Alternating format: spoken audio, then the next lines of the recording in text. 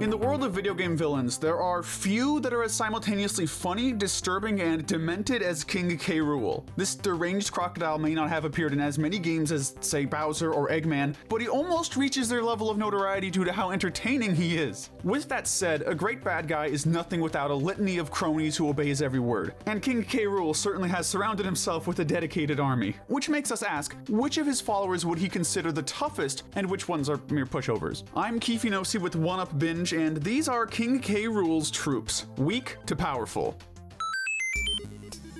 Before we jump into the list, let's get into the rules first. First, we're not including bosses on this countdown. This includes mini-bosses like Giant Spider and Toy Monster from Donkey Kong 64. If you'd like a Donkey Kong bosses weak to powerful video, let us know down in the comments. Secondly, keep in mind that not every Donkey Kong game features King K. Rool as the main antagonist, so enemies featured in games such as Donkey Kong Country Returns, Tropical Freeze, and Jungle Beat will not be featured here. With that out of the way, let's cartwheel into this list, starting from the weakest member of King K. Rool's army and working our way up to the most powerful. We're starting off our countdown with Booty Bird and Bounty Bass from Donkey Kong Country 3 and Land 3. The reason these enemies rank at the bottom of the list is because they more or less do nothing and wait to be attacked so that the player can pick up items they drop. Sure, Dixie and Kitty can technically get hurt if they run into them, but considering they're mostly stationary or moving very slowly, that's not a big risk. Not far above them would be Flitter, Knick-Knack, and Hogwash. Appearing solely in Donkey Kong Land on Game Boy, Hogwashes are flying pigs that Donkey and Diddy Kong use to bounce up to higher areas. This is very similar to Flitter, a dragonfly enemy from Donkey Kong Country 2. In the third entry of the Country series, Flitters were replaced with Knick-Knacks, flying red bugs that did more or less the same thing. The only reason these three rank above Booty Bird is that they move around more often, making them harder to jump on. Next up we have Naughty Neek, Sneak, Sir Domino, and Mr. Dice. Naughties are often considered to be the Goombas of the original Donkey Kong Country, being very common enemies which are easy to defeat by the player. While they didn't appear in Donkey Kong Countries 2 and 3, the Naughties were essentially replaced by the mouse creatures known as Neeks and Sneaks, who display very similar traits. Naughties appear again in Donkey Kong 64, where they charge at the player when they enter their immediate vicinity, just like Goombas in Super Mario 64. In the level Frantic Factory, Naughties are replaced with different enemies, known as Mr. Dice and Sir Domino, who behave very similarly to their beaver counterparts. Whichever one of these enemies you're facing, Naughty, Neek, Sneak, Sir Domino, Mr. Dice, none of them will give you much trouble. Slithering its way into our next spot is Slippa. These red snakes appear in the first Donkey Kong Country and Donkey Kong Land games that resemble real-life coral snakes. While Slippas aren't exactly difficult to take care of individually, they often spawn from oil barrels and Slippa jars, which produce them in large quantities. The only reason Slippa slightly edges out a few of the other enemies is due to a variation of them in Donkey Kong Land that slides down ropes, making them perilous during different circumstances. Up next we have Critter, Clomp, Kaboing, and Cobble. Critters are possibly the most iconic and recognizable common enemies in the Donkey Kong series, but they're also among the weakest. These enemies mostly walked very slowly in one direction in their initial appearance, waiting to be hopped on or rolled into. There were color variations of critters that jumped instead of walked, but they weren't any stronger against attacks. Donkey Kong Country 2 and Land 2 replaced the critters with two peg-legged pirates known as Clomp and Kaboing, who walked and jumped respectively. The third installments in these series changed things up once again by introducing Cobble as Clomp's replacement. Critters returned in Donkey Kong 64, where they acted as very basic enemies once again. This game did feature a few costume variations, such as the critter in a sheet or the shroom critter, but they're as easy to pummel in costume as they were out of costume. Slipping into the next spot is Skidda. These enemies, by most standards of measurement, are the same as regular critters. They're the same size and vulnerable to the same many weaknesses. The only thing that separates Skiddas is their implementation on snow-based levels of their games. Due to the icy terrain, Skiddas, as their name implies, skid back and forth attempting to hurt Dixie and Kitty. Skiddas won't be much trouble so long as the Kongs learn how to navigate well on icy surfaces. Bouncing into the next spot is Recoil. These enemies are very similar to Kaboing, except that they jump straight up into the air instead of forward. They also jump up and down at a much faster rate, making them potentially more dangerous. Dixie and Kitty can use these enemies to reach very high platforms, but they better make sure they don't find themselves beneath Recoil. Diving into our next spot are Necky and Swoopy.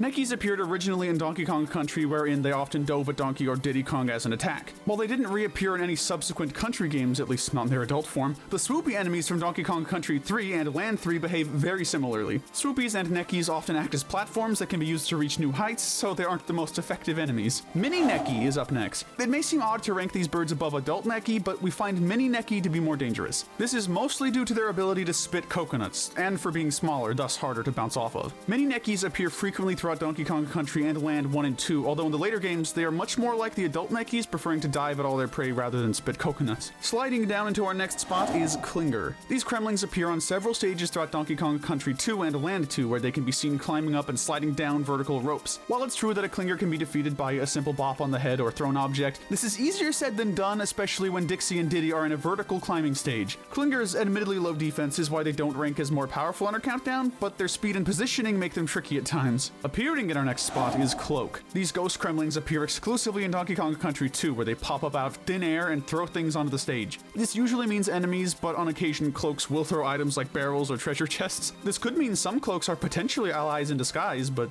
who knows. Cloaks tend to appear high up on the screen, thus making them usually out of reach from normal jumps. However, if a player wants to take the time to find an item or use a team move, Cloaks can be taken down in a single hit. Crook is up next. These Kremlings are notable for their hook hands, which they throw at Diddy or Dixie. Taking a cue from King K. Rool's crown, these hooks boomerang back around, adding an extra opportunity to hit the player. Crooks can be defeated by a head bounce or projectile, so their defense is low. Still, since many Crooks are in vertical levels, the Kongs will have to traverse past their attacks before they can take care of these Kremlings. This is why we're ranking them above Cloaks, which we find much easier to ignore or avoid. We're throwing Manky Kong into our next spot. These disgruntled orangutans were exiled from the Kong family, leading them to join King K. Rool's army out of spite. You can still see the family resemblance as Manky Kong takes a cue from the original Donkey Kong by throwing an endless supply of barrels at the protagonists. It may not sound like much, but Manky Kong has a strong arm and can toss the barrels at a very quick speed. Mankeys can be defeated by bouncing on or rolling into them, and considering the danger of their barrels, we'd recommend you take advantage of these orangutans' weaknesses. Next, we have the most straightforwardly named enemy,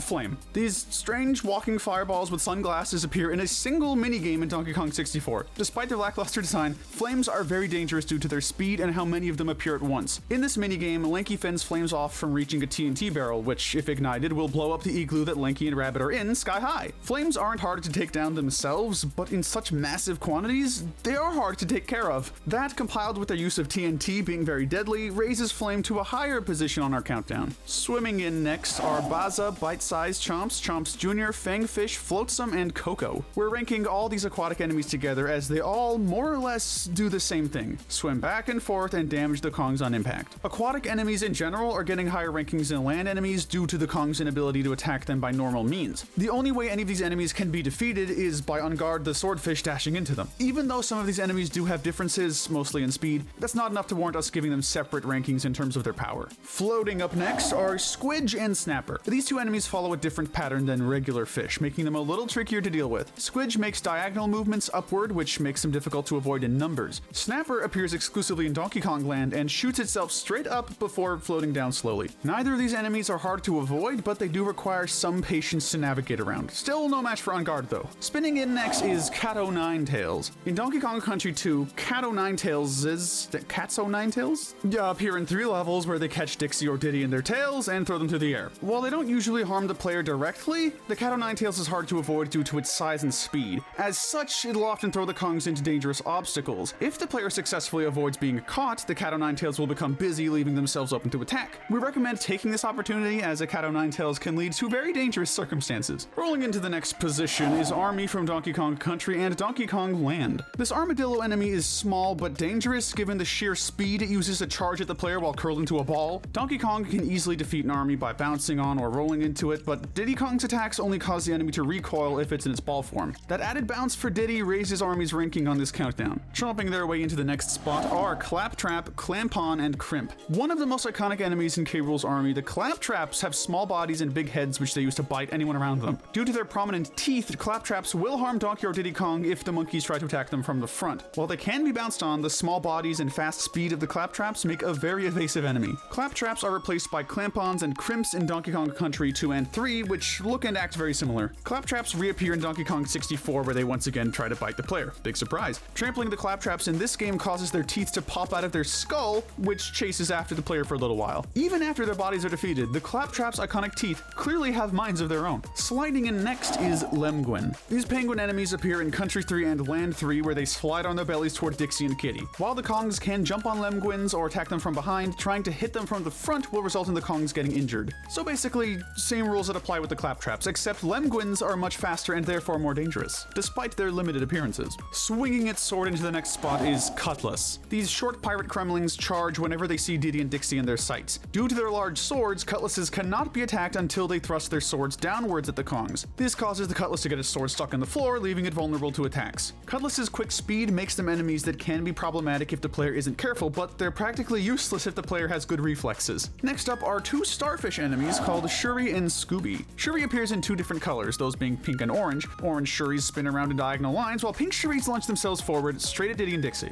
Shuris travel very fast but can be defeated by On Guard as usual. Shuris appear once again in Donkey Kong 64, where they are much larger but slower, still spinning at the Kongs. Shuris have a variant named Scooby, who appears to be a starfish in a scuba diving costume for some reason. These variants are less hostile toward the player, but will still harm them on impact. Charging in next, we have Lockjaw. These fish enemies appear several times in Diddy and Dixie's water-based levels. They swim in horizontal lines like many fish, but Lockjaws are much more carnivorous. If it sees a monkey in its sights, Lockjaw will quickly charge at the Kong and take a bite out of him. Lockjaws do take a second to charge, so they can be avoided. They're also another species that is at the mercy of On Guard's attack. Even so, if you see a Lockjaw, you'd better swim quickly. Racing into our next spot is Clank. These Kremlings appear several times in Donkey Kong Country 2, where they ride on skull carts during the rail levels. Depending on the level, Clanks will either throw barrels at the Kongs or race against them. Clanks can be defeated by hopping on them, and as a bonus, they will drop bananas and coins if you ram into their carts from behind. Some of the later Clanks during the racing levels do put up a very decent challenge. Crashing into our next spot is, well, Crash. These insane critters first appeared in Donkey Kong Country, where they ride their minecarts off of cliffs in attempts to ram themselves into Donkey and Diddy. While they can be jumped on or over, Crashes often travel at breakneck speeds, making them hard to avoid. Crashes take to the rails once again in Donkey Kong 64, where they swing clubs at the Kongs on minecart levels, causing the player to lose coins on impact. Crashes obviously don't care about their own well-beings and are demented enough to throw themselves in serious danger, making them, I suppose, dedicated troops? Spiny is up next. These porcupine enemies are the same size and speed as Naughty, but with the big difference being that they cannot be jumped on due to the spikes on their backs. This still makes Spinies vulnerable to frontal attacks from Diddy and Dixie, as well as projectiles such as barrels and animal buddy attacks. Spiny can be tricky when paired with Clamp-On, since the former can only be attacked from the front and the latter can only be attacked from the top. Spiny's protective spikes and tricky placement can make them somewhat dangerous enemies on occasion. Next we have Click-Clack. Appearing in Donkey Kong Country 2 and Land 2, Click-Clacks are small beetle enemies that can be flipped on their backs by jumping on them. From here, they can either be jumped on again for defeat, or picked up and thrown like barrels. Then again, if you want a quicker method, a cartwheel finishes them off instantly. Burrowing into our next position are Clobber and Naka. These sneaky Kremlings hide inside barrels and chase the protagonists down when they come near them. While none of the Clobbers technically harm the player directly, the yellow and black variations of the enemy knock bananas and life balloons out of them respectively. If Diddy, Dixie, or Kitty jump on a Naka or Clobber, they can use the barrels they're in as regular barrels, making these enemies occasionally useful. If you're by a cliff or near another enemy though, Clobbers and Nakas can be quite the nuisance. Bristle rolls into the next spot. Much like Spiny, Bristle is a small rodent enemy that walks in a straight line and can only be attacked from the front. Straightforward enough, but the reason Bristles rank even higher is due to their appearances in later levels. Here, Bristles will roll down hills toward the player, making them impossible to attack from the front. The only way Bristles can be defeated in this form is through the use of barrels and animal buddies. It may not be the most complicated enemy in terms of its moves, but Bristles sure know how to protect themselves. Lurchin is up next. These sea urchins hang out in various underwater levels in Dixie Kong's Double Trouble, where they actively chase after the Kongs. Like most underwater enemies, Kitty and Dixie will get hurt on impact, but Lurchin's hard outer shell also protects them from On Guard's attacks. The only time a Lurchin can be defeated is when its body's fully extended, revealing the flesh for On Guard to charge into. Lurchins are also very fast, meaning that no matter what, the player has to be on their toes to avoid these things. Blowing up the next spot are Kaboom and Kraka. Much like Clobber and Naka, Kaboom and Kraka hide in barrels and charge at enemies when they come close to them. The difference is that Kabooms and Krakas are either stupid or dedicated to self-sacrifice, as the barrels they're in are TNT barrels that explode on contact. They can be used as regular TNT barrels if jumped on, but if they touch the Kongs, the explosion can be deadly, unlike with Clobbers. Kabooms reappear in Donkey Kong 64, where they're even deadlier, blowing themselves and Diddy up on minecart levels. Speaking of self-sacrifice, Puffed Up is next. These blowfish appeared initially in Diddy's Kong Quest, where, as their name would suggest, they puff themselves up, before shooting spikes in all directions. This makes them one of the trickier underwater enemies, as even On Guard has to avoid the spikes of the Puffed Up or swim very fast to get an opportunity to ram it. Puffed Ups appear once again in Donkey Kong 64, where they act more like underwater landmines, exploding on contact with the Kongs. We're not sure why they changed their tactics so drastically, but either way, Puffed Ups are a sign to beware while underwater. Hanging out in the next spot is Clasp. Appearing in Donkey Kong Country 3 and Land 3, Clasps are a variation of Kraka's that function very similarly. Even so, we're giving Clasp a higher ranking due to how much more effective it is compared to Kraka. A Clasp will hang onto a rope and chase Kiddy or Dixie down if they're hanging onto the same rope as it. Clasps are very fast and explode on contact, making them an enemy you want to avoid at all costs. Crossbones is up next. Exclusive to Donkey Kong 64, Crossbones is an undead critter skeleton who swings a bone club around as an attack. Many fans consider Crossbones to be Donkey Kong's equivalent to Dry Bones from the Mario series, except Crossbones will actually stay down upon defeat. Ironically, Crossbones is much faster and stronger than a living critter, taking a few hits to knock down and having faster attacks. The only thing tougher than an undead critter is a mechanical one, as evidenced by Crobot, also known as Mecha Critter. These wind-up robots appear in the Frantic Factory level of Donkey Kong 64. They tend to chase after the player, but after a while the Crobots will need to stop and wind themselves up again. Unlike most enemies in the game, normal attacks and Flunky's weapons will only stun the Crobots briefly. Destroying them once and for all means using orange grenades, musical instruments, shockwave attacks, or Chunky's primitive punch move. Next, we're taking a look at Clump, also known as Cannon. One of the roundest enemies in K. Rool's army, Clump was notable in the original Donkey Kong Country for wearing a protective helmet. This protects Clump from Diddy's jumps, but his cartwheel and all of Donkey Kong's attacks are still effective. Clump appears once again in Donkey Kong Country 2 under his pirate alias Cannon. Here, Clump shoots barrels or cannonballs at Diddy and Dixie, but he's susceptible to jump attacks due to swapping his helmet out for a pirate hat. Clump appears yet again in Donkey Kong 64, where he can only be defeated through the use of orange grenades, musical instruments, or shockwaves. Clump is one of the more powerful enemies in K. Rool's army, but he shouldn't give you much trouble if you know how to beat him.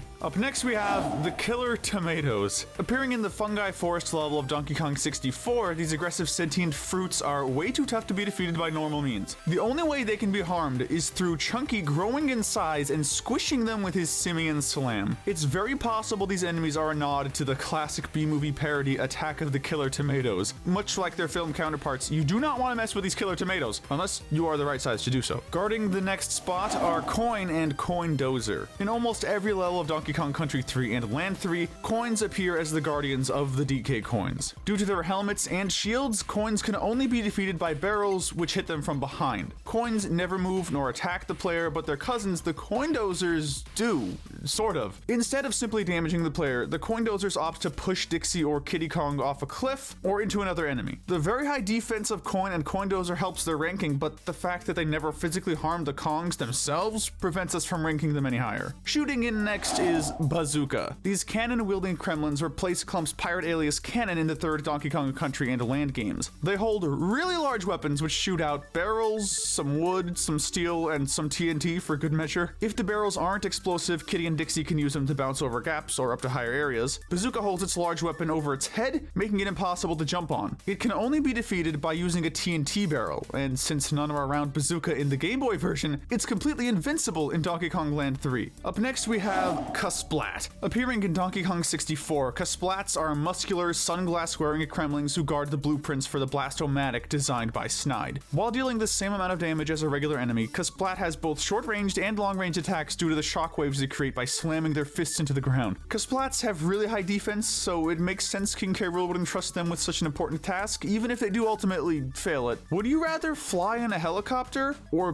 be a helicopter? We know Copter would choose the latter. These Kremlings carry around two metal blades which they use to gain elevation by spinning their bodies around like a propeller. They have helmets on their heads which they use to protect themselves from bounce attacks, and since their long blades also protect their sides, this makes them practically invulnerable. Copters would rank even higher if not for their nerfed defense in Donkey Kong Land 3, where their helmets no longer protect them from bounce attacks. Even so, Copter's very long blades give them ample opportunity to damage Dixie and Kiddy. Crusha and Crumple flex their ways into our next spot. Among the most muscular and iconic members of King K. Rool's army, Crushas appeared initially in Donkey Kong Country, where they were portrayed as some of the strongest enemies in the game. They are immune to frontal attacks and Diddy's jumping attack, making barrels, Donkey Kong jumping on them, and animal buddies the only viable options. If that's not enough, gray variations of Crushas exist in later levels of the game, which are even tougher, only being vulnerable to barrels. Crushas reappeared in Donkey Kong Country 2, but under the new pirate alias Crunchas. They are replaced in Country 3 and Land 3 by Crumples, who look and act very similarly. Crusha has carved himself out quite a legacy, becoming a supporting character in the Donkey Kong Country TV series and an unlockable multiplayer character in Donkey Kong 64, despite not appearing in the main game. It's really no surprise, as both Crusha and Crumple rank very high in the power department. What's better than one muscular Kremling, though? Turns out, two muscular Kremlings, as Cuff and Clout will tell you. These two Kremlings always stick together, making them invulnerable to Dixie and Kitty's jumps. On top of that, Cuff and Clout are very fast and agile, running or jumping toward the players at breakneck speeds. The only things which can damage Cuff and Clout are TNT barrels and Squidder's webs. Wait, so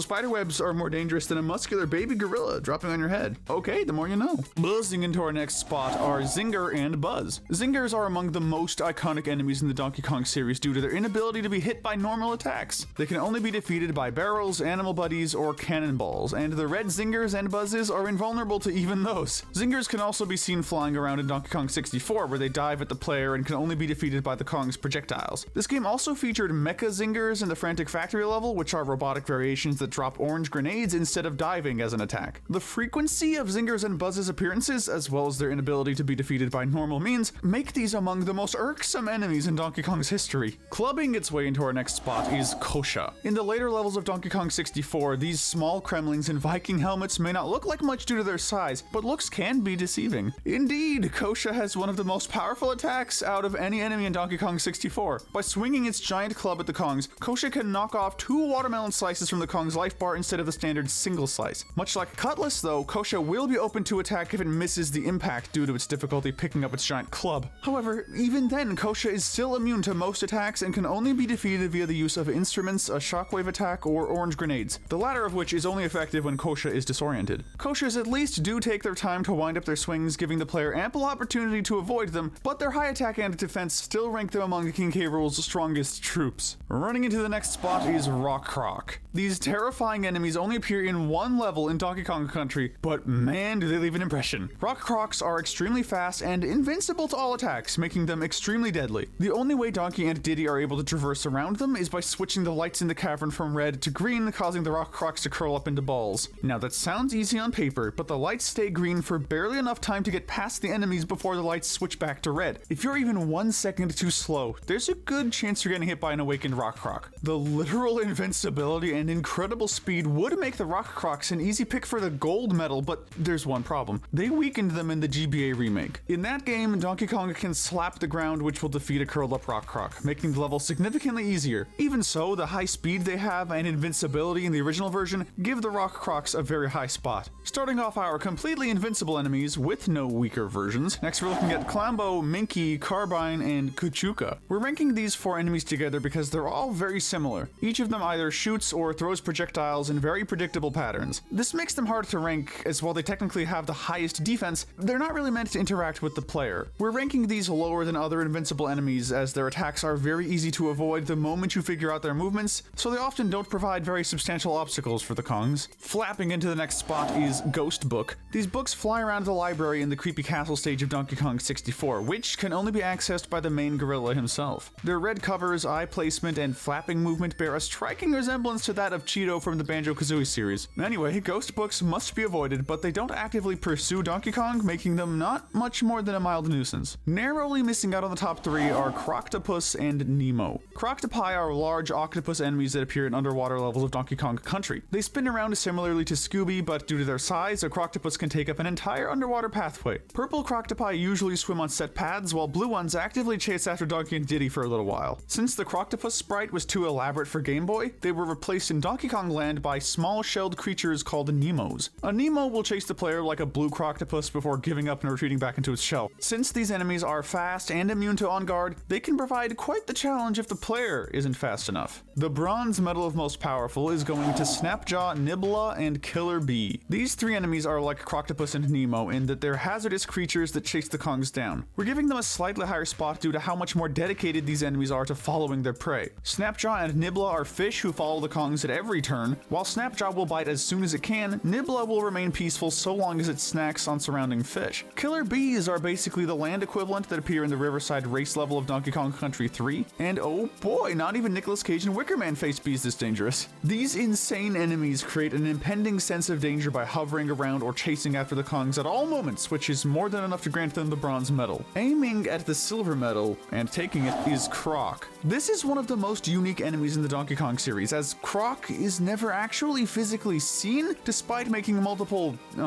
appearances. In Donkey Kong Country 3, Croc is the main threat of the stage Crackshot Croc, where he targets Squidder the spider from somewhere off screen. His cursor can be seen by the player, which indicates where Croc is going to shoot fireballs else next. Croc is a threat once again in Donkey Kong 64, where he still isn't given a face, but he is given a voice. In certain areas of the game, Croc can be heard menacingly telling the player to get out before a timer counts down. If the Kongs fail to leave the area in a timely fashion, Croc will open fire on them once again. This mysterious enemy certainly makes for one of the most threatening foes in King K. Rool's army, whether we can see him or not. But real quick, before we get to our last entry, if you're enjoying this video, do us a huge favor and hit that subscribe button and notification bell. We ask because we'd really appreciate the help getting to our next milestone, and we have lots more videos we'd love to share with you. Thanks so much. The gold medal of power is going to Cackle and Screech. Long before Diddy was racing Wizpig in his own spin-off, he was facing off against ghosts and parrots in Country 2 and Land 2. Cackles appear in the Haunted Hall level, where they chase the Kongs and attack them if they run out of time. Screech is Squawks' evil counterpart who challenges the green bird to a treacherous race through a bramble level. We have to rank these two at the very top because not only are they completely immune to any attacks, but they provide heart-pounding races that comprise some of the hardest moments of their games. But let us know in the comments section if you agree with our ranking and tell us what we should cover next. And if you need a one-up, be sure to hit that notification bell and binge our other videos. Thanks for watching, we'll see you next time.